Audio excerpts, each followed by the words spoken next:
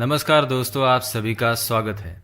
जैसे कि हम सभी जानते हैं कि श्रावण का माह शिव भक्ति का एक उत्सव माना जाता है। इस माह में पूरा संसार जैसे शिवमय हो जाता है और इसके साथ ही श्रावण माह की पूर्णिमा पे रक्षाबंधन का उत्सव भी मनाया जाता है। पर क्या आप जानते हैं रक्षाबंधन का पर्व कैसे शुरू हुआ? किस प्रकार एक भाई अपनी बहन को रक्षा का वचन देकर उसके लिए प्रतिबद्ध हो जाता है? आज हम आपके लिए शास्त्रों और ग्रंथों से रक्षाबंधन पर्व की और इसमें शिव महिमा की ऐसी एक कथा लाए हैं जिसे सुनकर आपको रक्षाबंधन पर्व का असली महत्व समझ में आएगा। देवताओं और दानवों के बीच कितने युद्ध किए जाते थे ये तो हम सभी जानते हैं। दानव हमेशा यही कोशिश में होते थे कि कैसे देवताओं के अमृत को हासिल कर सके, उनके स्वर्ग पर कब्जा कर सके, जिनके लिए दानव कई कई वर्षों तक तपस्या में लीन रहते थे, घोर तप किया करते थे और वरदान स्वरूप ब्रह्मा, विष्णु और महेश से मनचाहा फल प्राप्त करते थे, जिसके कितने बुरे परिणाम देवताओं को सहन करने पड़े थे। राजा बलि जो राक्षस राज थे, उनका जन्म तो राक्षस कुल में हुआ था, परंतु उनका वर्तन बाकी राक्षसों जैसा नहीं था,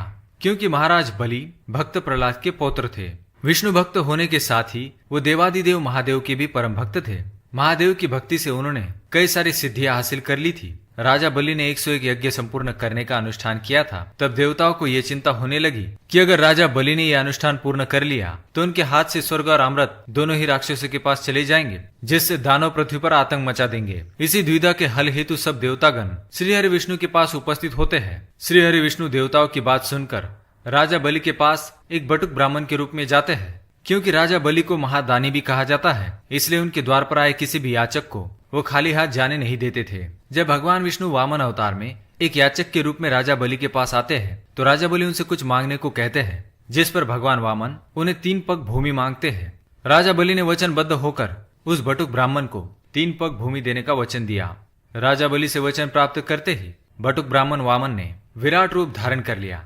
उन्होंने एक पग में स्वर्ग, दूसरे पग में धरती नाप ली। अब वे तीसरा पैर कहाँ नापते? तब राजा बलि ने अपने वचन का पालन करने हेतु तीसरा पैर उन्हें अपने सर पर रखने दिया। राजा बलि की दानशूरता देखकर भगवान विष्णु उन पर प्रसन्न हुए और उन्हें वर मांगने को कहा।